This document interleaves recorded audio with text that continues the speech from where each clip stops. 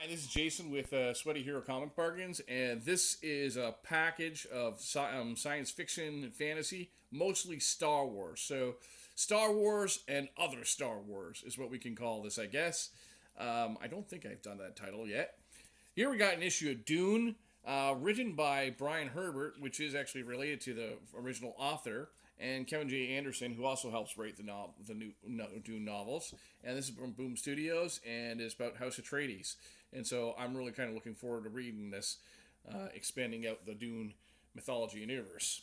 This is an issue of Star Trek. Although it's called Star Trek, it's actually a Star Trek series that takes place after the events of Next Generation and Deep Space Nine and Voyager. Um, so it's kind of like I don't know what you, but basically Cisco is like the captain, and you have a bunch of different characters from different legacy generations all together, teaming up. I have read an issue before and really enjoyed this. This issue has Q on the cover. Gene Roddenberry. Speaking of Star Trek, Gene Roddenberry also created other stories. I looked this up because I thought that for a while I thought that Gene Roddenberry's Lost Universe became the series Andromeda. It does not look like that necessarily is the case. It looks like that Lost Universe is actually yet another just series that Gene Roddenberry had ideas for, but never got off the ground or anything like that. And so this is them taking those ideas and making it a comic book.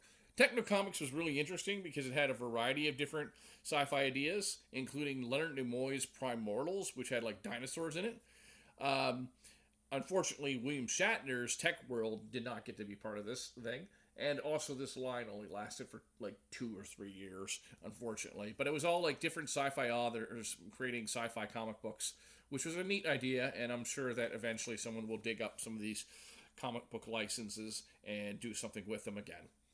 Flash Gordon is an example of us taking a classic character that's been around for seemingly forever, almost 100 years, and doing something cool with them, and then doing new adventures and new stories. And the artwork is really good in this, and the stories are really cool. Flash Gordon. This is a comic book from more recent, from 2024. I created this video in February 2026. Alien Legion would be in the same vein if you're looking for superhero comics. Carl Potts created this. Epic Comics is by Marvel, creator owned line, and but Alien Legion is his own comic book series, kind of like I wouldn't say like Guardians of the Galaxy, except that it's like more like Star Wars, I would say. But it's kind of a really cool original storyline and look. As of 2026, there is no movie or cartoon series, but I am sure that one will come eventually. And then the rest of the pile is Star Wars. So we'll zoom through this. We have Star Wars: The Battle of Jakku, which Jakku, of course, tying in a lot into the storylines of the sequel trilogy. And these Star Wars comic books take place after the events of Return of the Jedi. And unfortunately, you had to deal with the fact they had multiple miniseries. So thankfully, they said, "Hey, let's at least let people know this is part 6 of 12, and that the other series is a continuation of it." Otherwise, you'd have to figure out like, oh, Last Stand or Battle Republic Under Siege, which comes first? You know what I mean? Obviously, Last Stand sounds Last Stand, but like, you know what I mean? Title wise, it'd be confusing. So this Marvel Star Wars comics are a lot of fun, and it's kind of cool that I'm looking forward to reading these. So we got, but unfortunately, I have just a bunch of random issues here, but that's okay. I'll check them out and then see if I want to get the rest. So we have uh, Battle of Jakku #2, and then you got another one here, #4, and then you got Last Stand #2, and then you got Last Stand #3. Let's make sure you be able to see the covers. That's cool, like a classic Millennium Falcon and TIE Fighters and all that. Then we have the various Star Wars series that they've done. Note to yourself that Star Wars is also becoming in modern epic collections too. So if you prefer getting like a run of Star Wars in the modern epic collections, they're finished with the Dark Horse stuff, and they're now starting to get into the modern epics, reprinting the modern Star Wars when Marvel took back after Marvel took back the license and basically start continuity all over again. So here we got Bounty Hunters. You got another issue of Bounty Hunters. with the Knights of Ren. How does that tie in with the Kylo Ren? Interesting. Dark Droids, that's a cool cover. We have a Darth Vader comic book.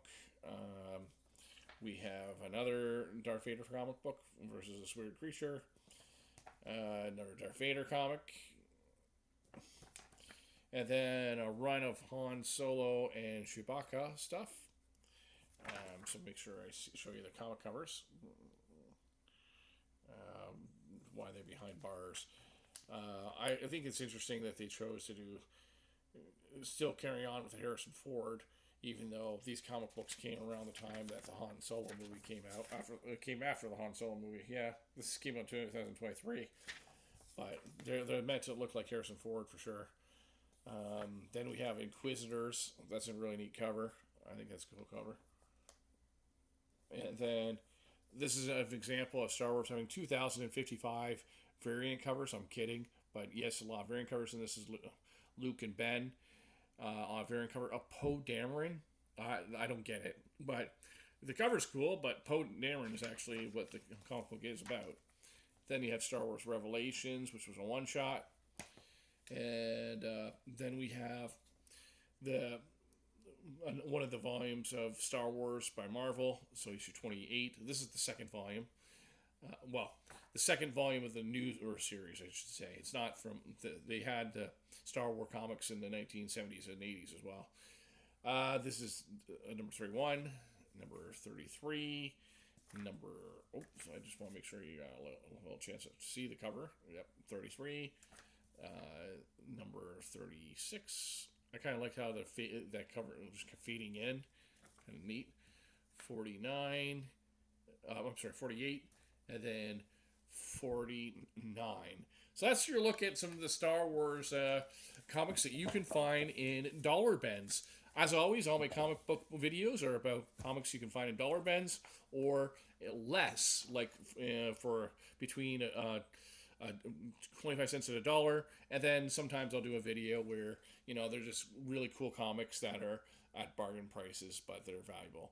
Take care, and may the force be with you, of course.